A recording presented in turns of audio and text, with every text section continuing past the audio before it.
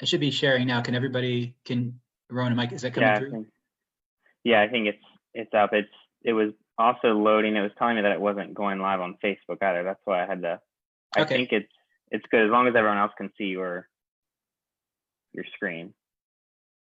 I think so. Okay, cool. Great. Thank you. I'll get going.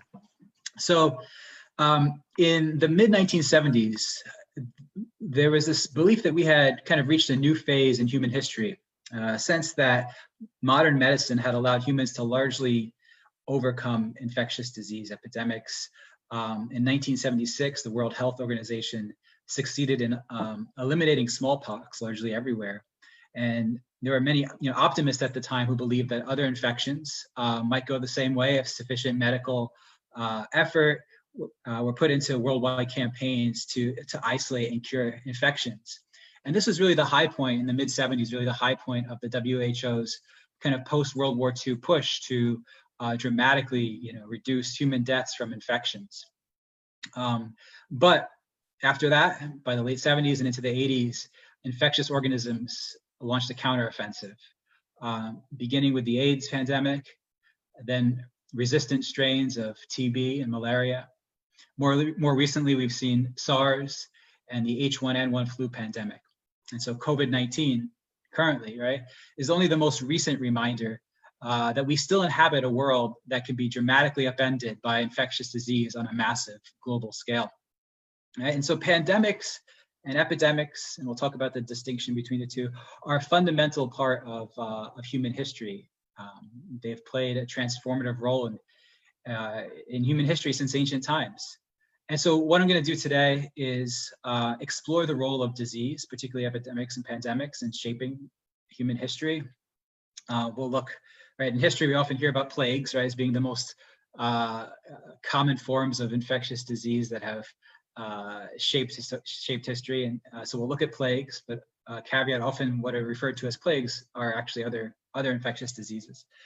And then I'm going to focus on two of the most famous examples of pandemics that we hear a lot about in the media. And if you're scrolling through your sort of Netflix, you'll see documentaries on like the Black Death of the 14th century and the influenza pandemic of 1918, 1919.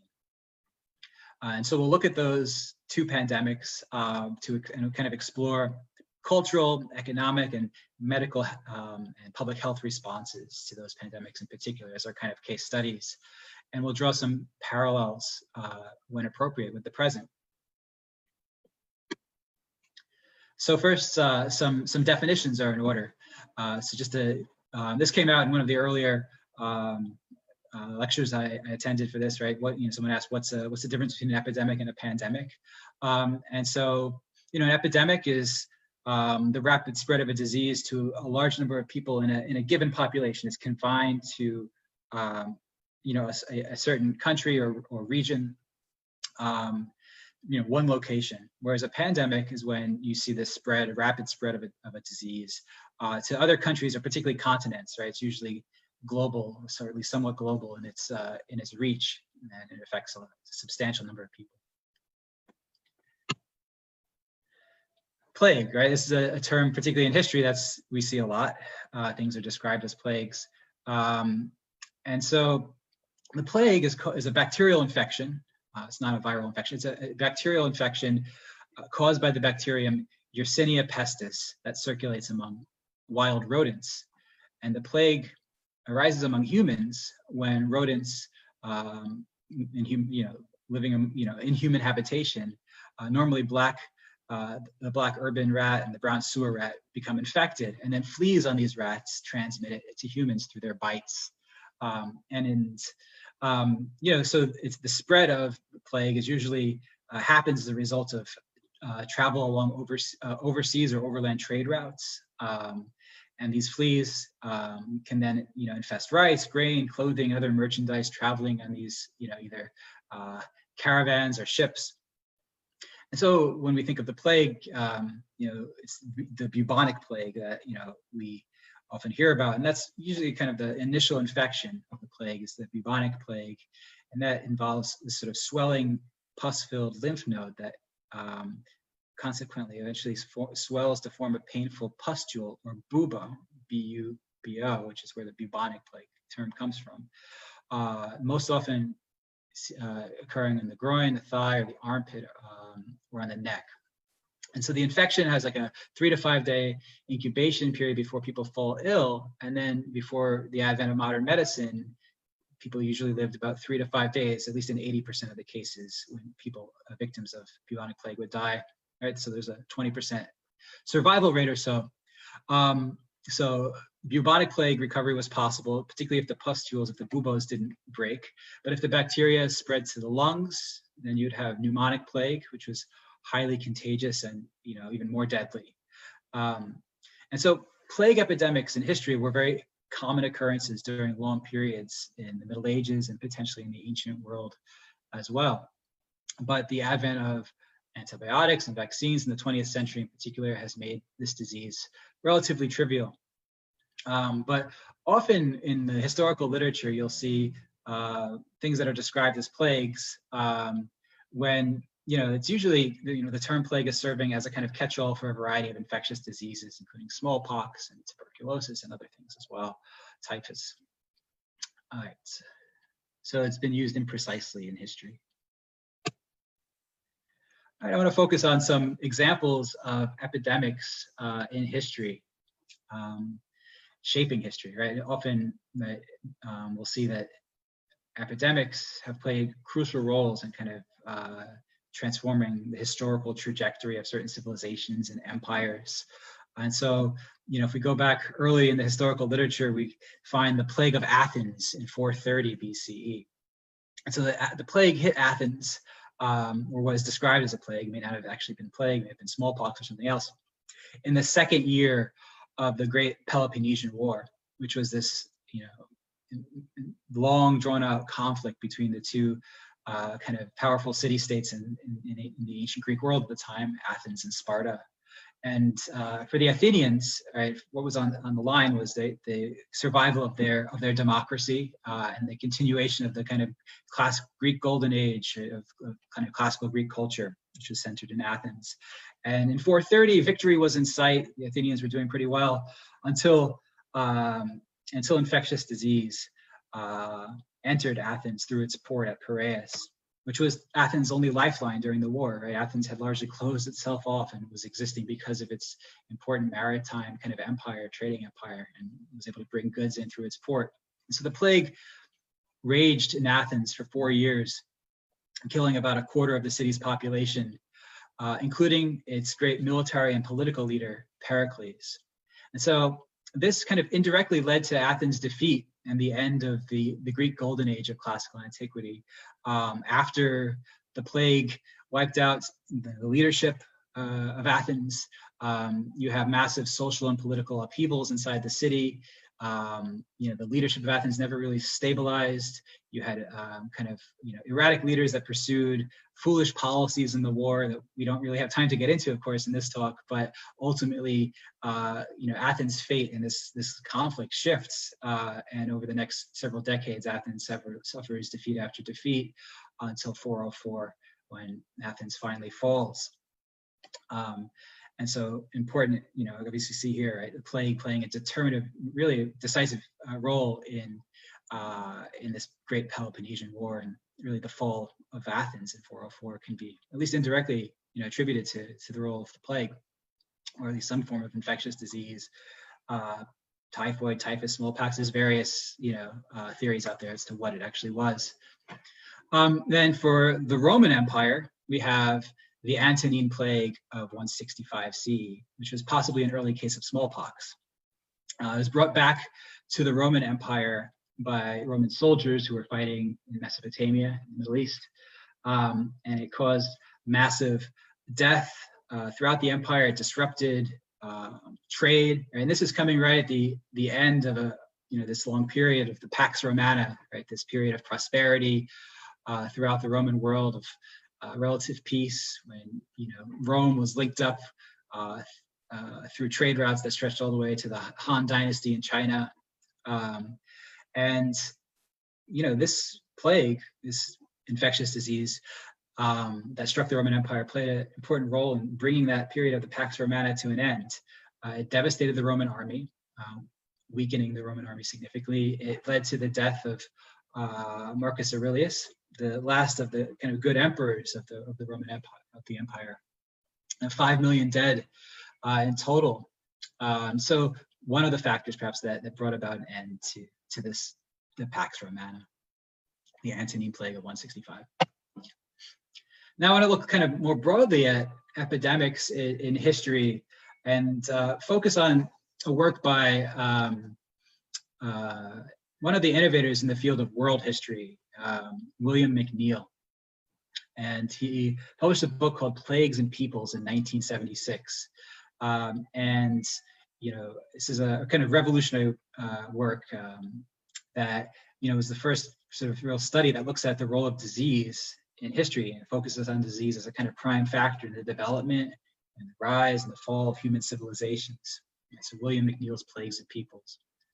And in the book, he looks at, essentially his theory goes like this. So early human communities before the rise of civilizations, which entail wide interactions across cultures through trade in particular, right? So early human communities, early agricultural communities, they had their own local diseases, their own local mix of diseases based on climate, geography, domesticated livestock, agricultural choices. And so the humans had built up immune tolerances to their local mix of diseases, to the diseases that largely had been spread by their local animal companions. And so different regions had different mixes. And when these communities began to interact on a more intense level with the rise of civilization and the beginnings of long distance trade,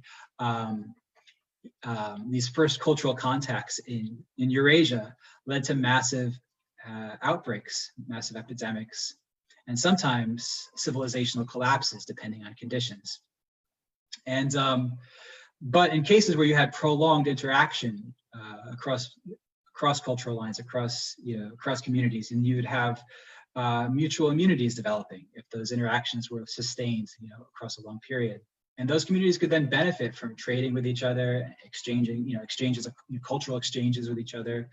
But when contact stopped for prolonged periods, these immunities went away. And so what McNeill does in the book is he traces these exchanges of diseases between peoples to show how they how these exchanges impacted human history, and show how disease often facilitated the rise and fall of states and civilizations. And so nowhere is this process of disease playing an important role in shaping the rise and fall of civilizations. Nowhere is this as dramatically in evidence than in the European conquest of the Americas, right? So, and there'll be a lot of books later on, published later on about the role of disease in the European conquest and colonization of the Americas, and often described in kind of genocidal terms. Of course, Jared Diamond's Guns, Germs, and Steel later on, right? The role of, one of the things that he focuses on, of course, the role of infectious disease and in facilitating conquest throughout history. But McNeill is kind of the first to really focus on this in history. But here's why it was so dramatic for conquest of the Americas. Because you have a combination of things. First, you have few local infectious diseases in the Americas. Wild versions of the Americas' domesticated animals, such as llamas and alpacas, didn't live densely together enough to sustain high infectious diseases. So they weren't passed on to humans during domestication. Simply, there weren't as many infectious diseases to begin with in the Americas, which made for some great possibilities. Like Eurasian civilizations in Europe and Asia could only sustain very limited urban populations because of the frequency of pandemics, right? It is in cities where pandemics would hit the hardest. And so in Europe and Asia, you had this kind of equilibrium that throughout history where when urban populations would die off due to these frequent epidemics, those populations would be supplemented by immigration from the countryside where epidemics didn't hit as hard. But in the Americas, you really didn't have that. And so native, indigenous populations in the Americas, Amerindian civilizations were capable of, developing, greater, cities with greater population density because of, because there were fewer diseases. Epidemics weren't, as frequent as they were in Eurasia. But it also held the possibility for monumental collapse once these civilizations of the Americas came into contact with outside peoples, right? Because peoples, indigenous communities in the Americas had fewer antibodies to begin with. So when Europeans came with smallpox, measles, typhus, cholera, they had no immunity really, and you have, entire populations, entire peoples being wiped out, particularly in the 16th century.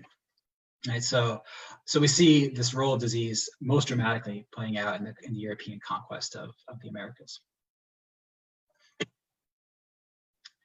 So if we're thinking about epidemics in history, there are sort of what are regarded as three great kind of truly sort of, in a sense, global plague pandemics, if we're thinking about the plague. So I want to briefly go over those three.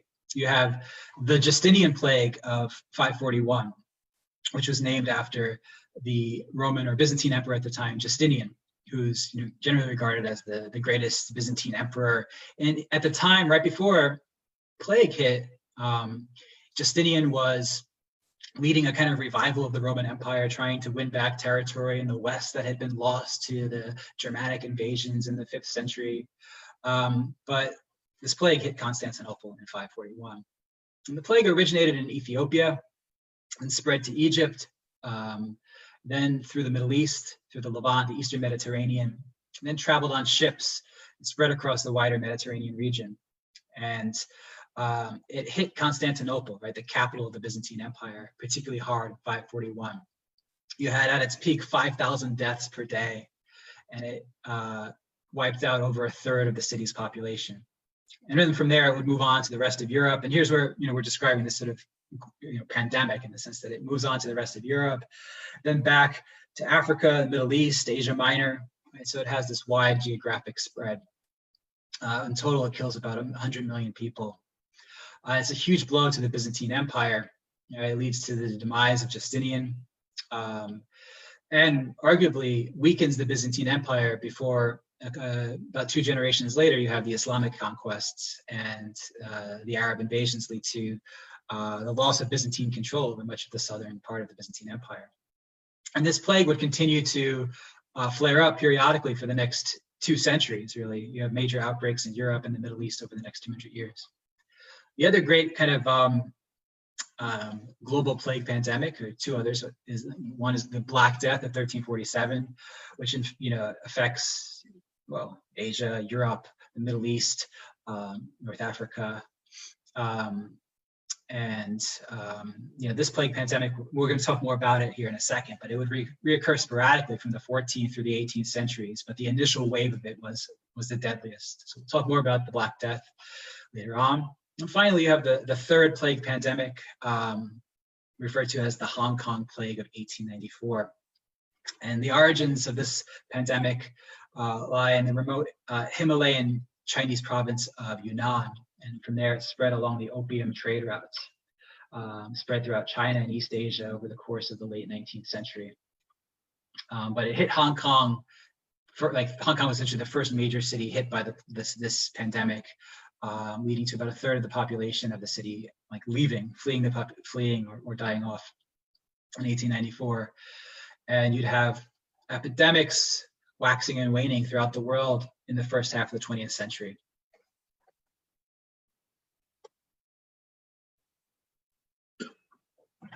Okay, so now I want to take a closer look at the impact of pandemics. And so I want to focus on this, again, these 2 case studies, the Black Death of the 14th century, and then the influenza pandemic of 1918, 1919. And I want to look at several different dimensions, medical and public health responses, cultural responses and impacts of these pandemics, the economic effects of these pandemics, and then perhaps draw some lessons for the present perhaps we'll see what we can do with that in that regard. And so we'll start with the Black Death. And so, what we think of when we think of the Black Death, we often think of this bubonic plague that killed potentially, as much as half the population of Europe, but more closer to probably about 40% of the European population in the middle of the 14th century. And it got its name, Black Death, from the lymph nodes that became infected and were blackened and swollen after the bacteria entered through the skin. Right? So that's why it's the Black Death. And how it spread, one of the reasons why the plague spread so quickly in the middle of the 14th century is that the world had become increasingly interconnected, right? And that's one of the things we think of today, right? When we think of the quick spread of the coronavirus pandemic, it's a result of interconnectedness. But the medieval world was also interconnected, and it's easy to forget that. I mean, globalization in the 20th century, of course, brings our interconnectedness to new heights, but the medieval world wasn't as isolated as we might imagine.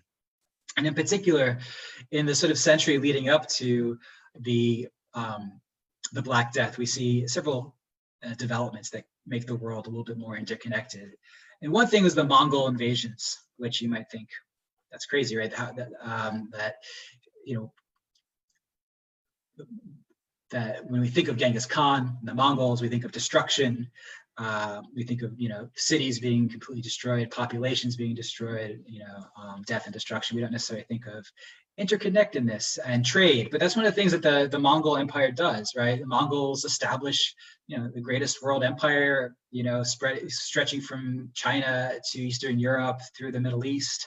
And you have this period of the Pax Mongolica, this Mongol peace, particularly in the second half of the 13th century and into the 14th century, where this vast area was connected up.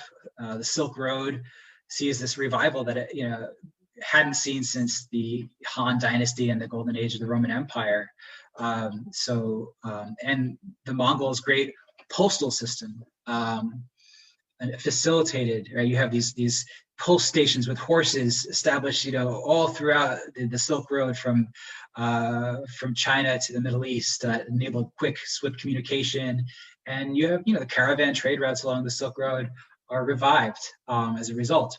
And so this is one of the things that facilitates the spread of plague I'm not sure if this initial outbreak of the plague was in Central Asia or East Asia, but it facilitated the spread of plague in the years leading up to the spread of the Black Death to Europe and the Middle East along the caravan trade routes of the Silk Road. From caravanserai to caravanserai, the plague spread, and then it moved into adjacent human communities wherever they existed. So that's one thing, one aspect of this increased interconnectedness. The other thing is a revival or a sort of an increase in maritime trade due to improvements in shipbuilding, initially come out of China and then spread to the Islamic world and then to Europe, which made year-round sailing possible. And so you have a thriving maritime trade. And so these ships provided a secure and more secure, more far-reaching vehicles for the spread of these rats and the fleas carrying plague. But so you have these new forms of interconnectedness, but what made the plague spread faster which made the plague spread faster and farther than it would have otherwise. But one of the things that makes the experience of the plague that much more horrific and deadly and just such a dark time for Europe is that you have two other things that exacerbate the situation. Leading up to the middle of the 14th century and the outbreak of the plague, you have overpopulation in Europe, right? Europe was just coming out of the High Middle Ages, which is this time of growth, the kind of population growth. Trade picks up, agriculture is picking up. This is like the good times in the Middle Ages. But the population growth was, of course, outstripping the food supply, and so you have famines and starvation in the decades leading up to the outbreak of the plague. So the food supply is already stretched thin. People are suffering from malnutrition to begin with. And then you have climate change playing a role. You're leaving what they call the medieval warm period, which allowed for longer growing seasons, better harvests, and you're gradually entering into the Little Ice Age, when you had longer winters, heavier rains, which of course wasn't good for agriculture, produced a lot of crop failures and famines and so on. So these two things together, overpopulation and climate change, exacerbated the situation. And so if you think about the trajectory of the plague, it comes to Europe through the Genoese, right? The Genoese in the 14th century are one of the great maritime powers in Europe, Genoa. They facilitated trade between the Middle East and Europe, along with Venice eventually as well. And so the Genoese had a kind of monopoly on the Black Sea trade. And so in the Crimean Peninsula, where the Ukrainian city of Feodosia is today, you had a Genoese trading city called Kaffa. And as you can see here from the trajectory, it was the Mongol armies of the Golden Horde, Kipchak Mongols, that laid siege to Kaffa in 1346 and 47. So the Mongol soldiers who brought it into Kaffa, and then Genoese ships bring the plague from there out through the Black Sea into the Mediterranean, leading to the spread of the plague to the Middle East and Europe. We often think of the plague, the Black Death, as just this European phenomenon, but of course this is a pandemic, and it's spreading to the Islamic world, to North Africa and the Levant, and West Asia as well. So in 1347, again, Genoa and other port cities in Italy and southern France are infected, Marseille, and then from there into 1348, 49, spreading throughout most of the rest of Europe. With incredibly deadly consequences. Thriving commercial centers are wiped out. Florence, which was a boom town, lost 60% of its population. The Middle East lost about 1/3 of its population, and economically is hit even harder than Europe in many ways. So that by 1350, this first wave of the plague had spread across virtually all of Europe, and then it would reoccur every 10 to 12 years. And by the late 1400s, it slows down and the population of Europe began to recover. So if we think about the socioeconomic impact of the Black Death in Europe, there's a number of really important consequences, big transformations that it helps bring about. One thing, famously, the Black Death helps end serfdom and feudalism in Western Europe. And so really those peasants and kind of laborers who survived the plague were the ones to win out. What happens is that labor is in such short supply that peasants and urban workers who survived were able to essentially negotiate better conditions, higher wages. In some cases, farms and entire estates are lay vacant because the plague had killed everybody, and those peasants who survived, who maybe were serfs tied to the land, serving these lords, are able to then just tell their lords, see you later, and they go over to these vacated lands and begin farming on their own. In some cases, labor was in such short supply in the cities that peasants, right, there had been overpopulation in the countryside. Plague takes care of that in large part, but peasants then begin to go to the cities where they can take up, enter new professions as artisans and craftsmen and so on, because there is such a high demand. And so, farm laborers begin to, they're able to demand higher wages, so that, for example, in England, the wages paid to farm laborers in 1400 were twice as high in real terms than what they had been in 1300. The nobles then are hit the hardest. They try to freeze wages, force peasants to stay on their land, but that often doesn't work. The English Parliament in 1349 issued the Statute of Laborers, which fixed wages at what they had been in 1346. And you see similar statutes in France and in some of the German princedoms in Europe. But this only leads to unrest, and you have massive peasant uprisings and rebellions in the second half of the 14th century, which, at least in part, again, are caused by the plague and these social and economic transformations that are set off by the plague, also a result of of war. So peasant revolts. And so the power of the nobility throughout Europe declines. And this is sort of one of the things that kind of deals one of the last death blows to serfdom. And the cities benefit in the long run. And actually Europe becomes more urbanized in the wake of the plague than it had been before.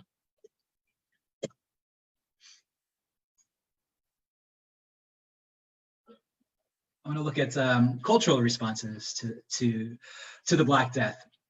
And so, of course, it's the 14th century. You don't have accurate, medical understandings of what the plague was, what's causing it, and so you have these efforts to place the blame. Why is this happening to us? And so, many blame it on witchcraft, and you have an uptick in witch trials and accusations of witchcraft during the second half of the 14th century. And then, of course, notoriously, the enduring scapegoat in Europe for problems, the Jews, right? It's blamed on the Jews. Rumors spread that Jews are poisoning the wells or infecting people in some other ways. So scapegoating. And in German cities along the Rhine, thousands of Jews were slaughtered. This actually begins the process of many Jews during this time are going to Eastern Europe, to Poland. In fact, the plague hadn't hit as hard there. And so this sort of shift in the Jewish population of Europe is facilitated by the plague. Many, blame God or themselves, right? And their sins for the plague. And so in that regard, you see a variety of kind of interesting responses. Most famously are, you have these groups of flagellants, right? These are processions of men and women lamenting their sins, hoping to atone for their sins, and hoping that in so doing, that God would spare them. And of course, the self-flagellation is, what they're doing. They're going around and whipping themselves, going from city to city, and wandering in hopes that they'll be spared, that God would spare them. So you have kind of opposing extremes. On the one hand, you have extreme sort of piety and people going off and trying to live more pious lives. And then on the other hand, you have what I described in this slide as sort of letting go. Licentiousness, right? The opposite extreme. Whether they decided to live life to the fullest while they still could before they died, because they accepted the inevitability perhaps of death to plague, or because of the disruption, the social breakdown of the plague. Secular and church laws weren't being enforced.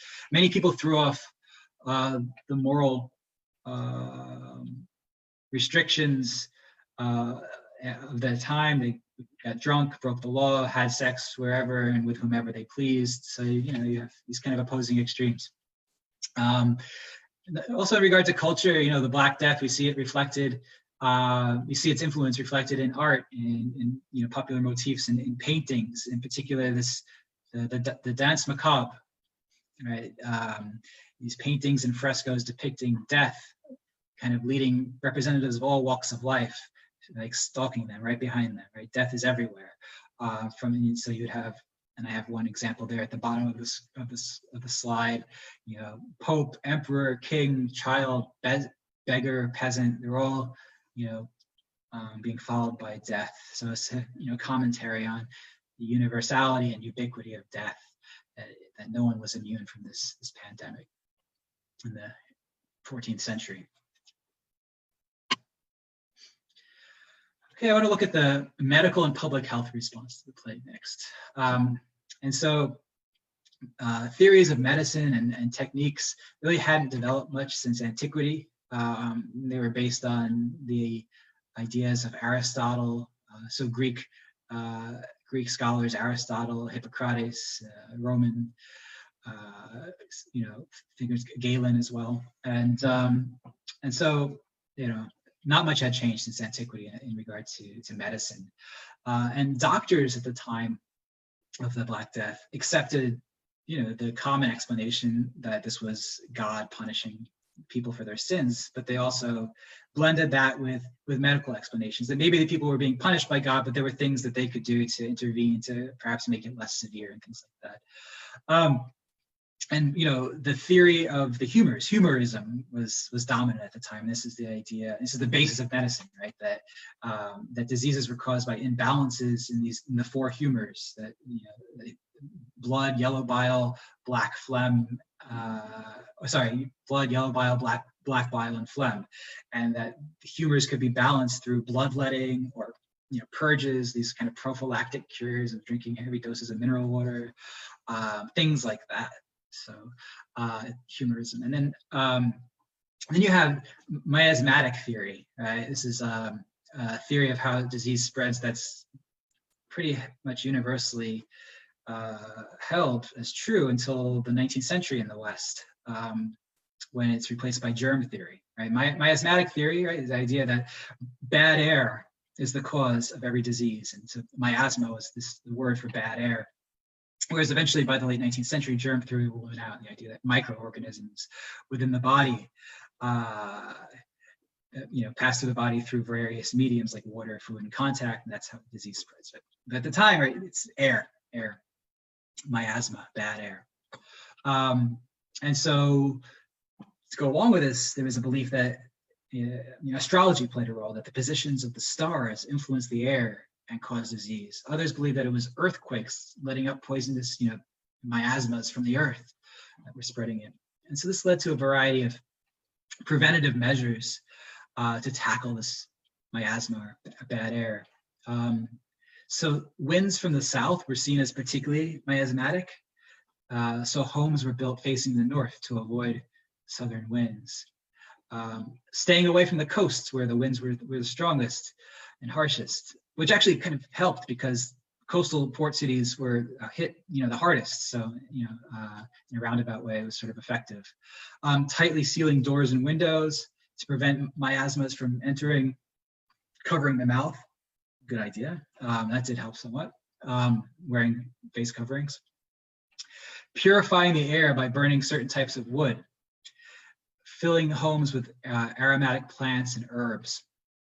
And this goes along with the plague doctor's outfit, particularly the mask, which had this, these glass eye openings, and of course, famously, this beak-shaped nose. And the nose would typically be stuffed with these herbs, straw and spices that would, mitigate the miasma through their scents.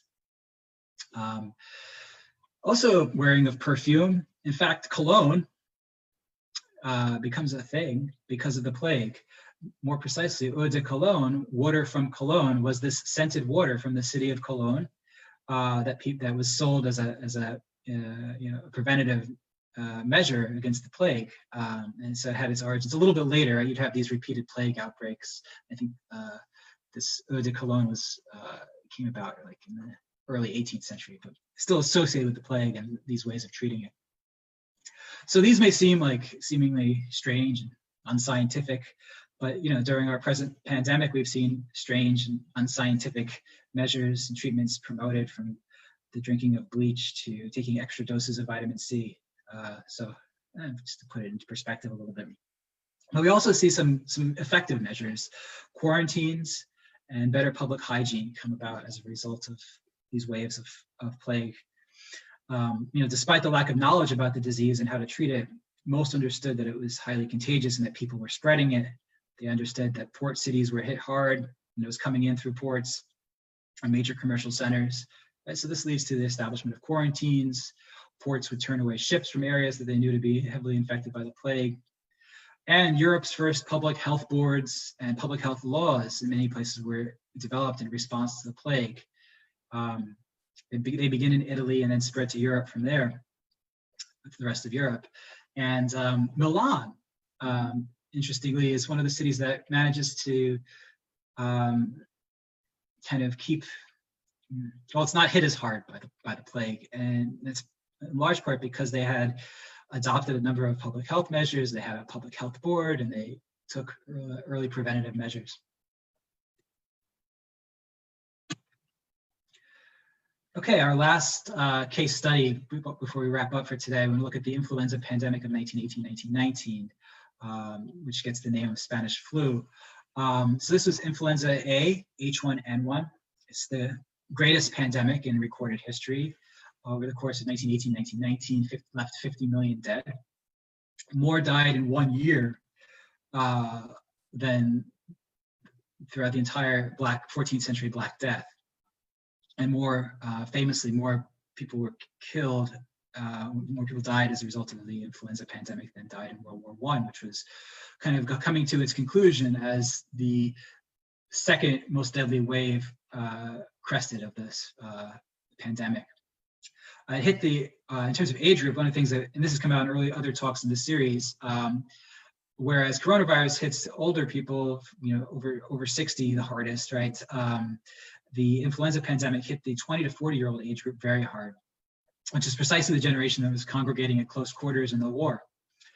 In terms of the name, the Spanish flu, the reports of the outbreak, like some of the earliest reports come from Spanish newspapers, because Spain was not involved in World War I, so its press wasn't censored. Whereas in other countries, press was censored in the context of the war. And so this is like sort of similar to the way in which we've seen with COVID-19, the use of the Chinese flu or the Wuhan flu, something like that. And that has, of course, racist and xenophobic connotations, suggesting that a specific country or population is responsible for the pandemic and its spread. And so the first outbreak of the influenza pandemic in 1918 happens at Camp Funston, which is part of Fort Riley in Kansas. It's among soldiers, American troops who are about to, about to depart for the war in Europe. And within days of the first sick case, you have about over 500 people reported sick. And by the end of the month, 1,100 soldiers had been admitted to the hospital with high fevers.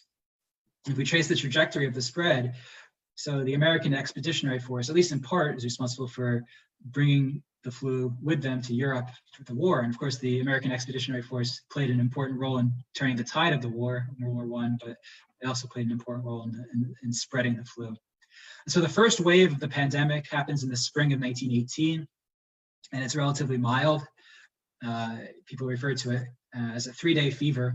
Most recovered, and the cases began to decline by the summer of 1918. But then that second wave hits, and it's the most deadly wave. Reemerged in the late summer. And it's first spotted in major military port cities. So in the United States, in Boston, in late August 1918. And it spread globally in a matter of weeks. And within 4 months, 500 million people were infected. Hospitals were overwhelmed. Doctors and nurses were disproportionately were falling victim. And so compared to a normal influenza outbreak, you have this one's more than 25 times as deadly. Mortality rate was 25 times higher. And then the third wave, so by the winter of 1918, this pandemic dropped off. And the third wave happens in the spring of 1919.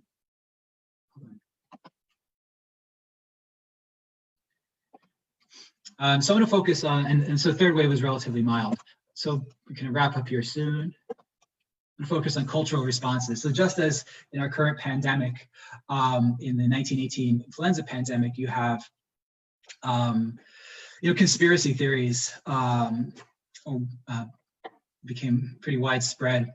One of the most popular, at least in the United States and in our allied countries during the last months of the war, was that Germany was responsible for spreading it.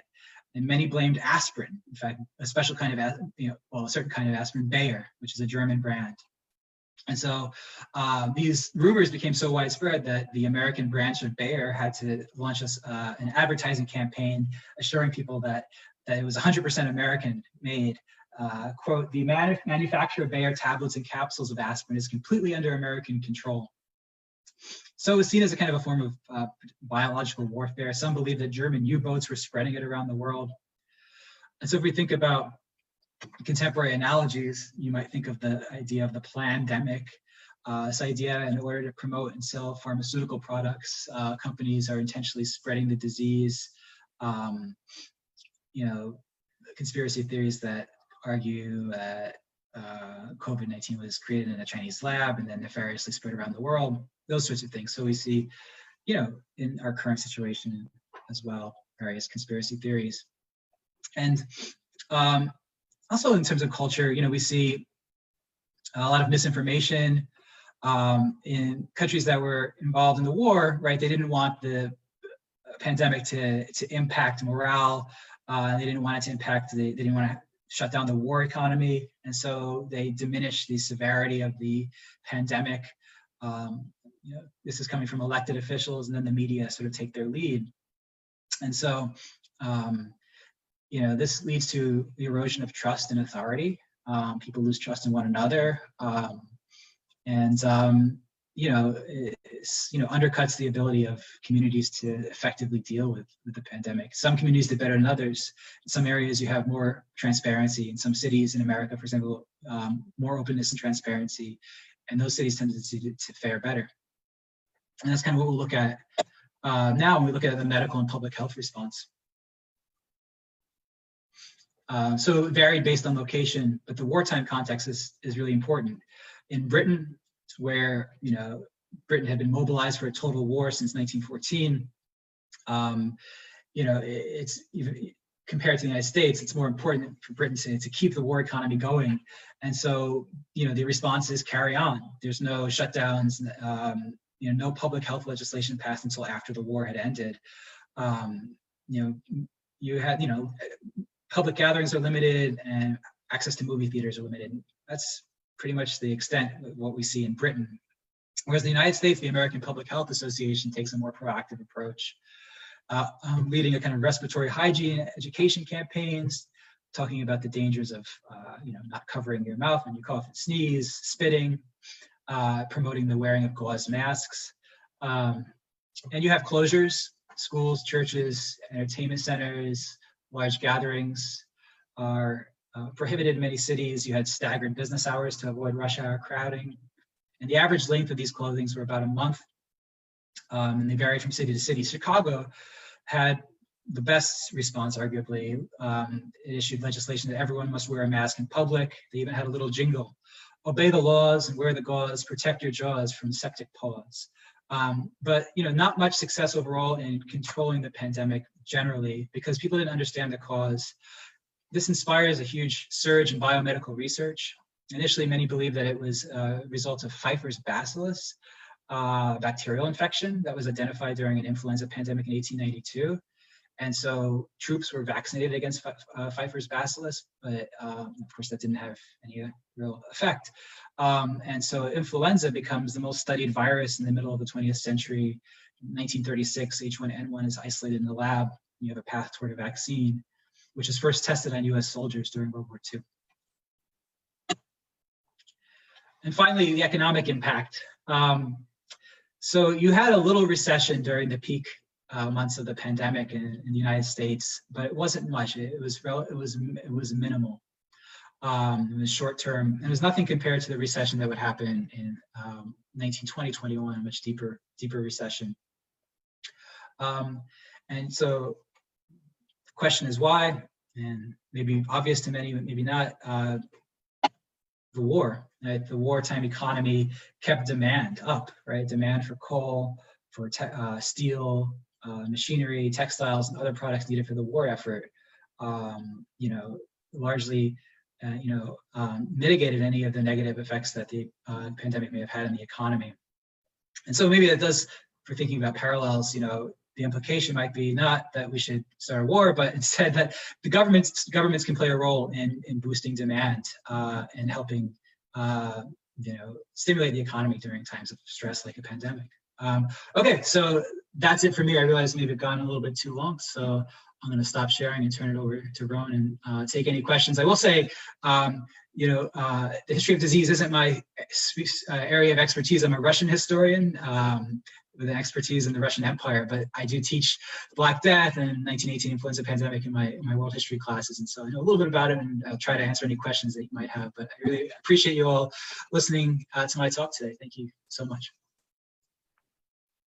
Yeah, thank you, and thank you for your time and preparation and everything for doing this. I think I'd speak on behalf of everyone that we thoroughly enjoyed that and really appreciate it. So I got a question privately in the chat from Linda, and she just wanted to ask what your perception of COVID-19 past, present, and future, like its place in history, kind of where maybe it falls, maybe in comparison to others that you've kind of gone over. Yeah, I mean, I think once again, we're seeing a pandemic, transform the world we live in, and kind of upend our lives. And I think there's a lot of parallels. If we're thinking about context, that the 1918, 1919 pandemic may be the most relevant in terms of drawing lessons. And we see, like, one of the examples I used in San Francisco, where the community came together and took public health measures really seriously. They were able to mitigate some of the mitigate the disease somewhat. Whereas in other cities, where New York City, for example, did not take it as seriously, and it hit New York pretty hard. So I think, in terms of comparisons, 1918, 1919 influenza pandemic is the most useful. Probably less useful to look at the Black Death, though even there we see that we're not that far off in some of the cultural responses and kind of conspiracy theories that come out. So yeah. Great. If anyone else has any other questions, please feel free to put them in the chat or unmute yourself and ask.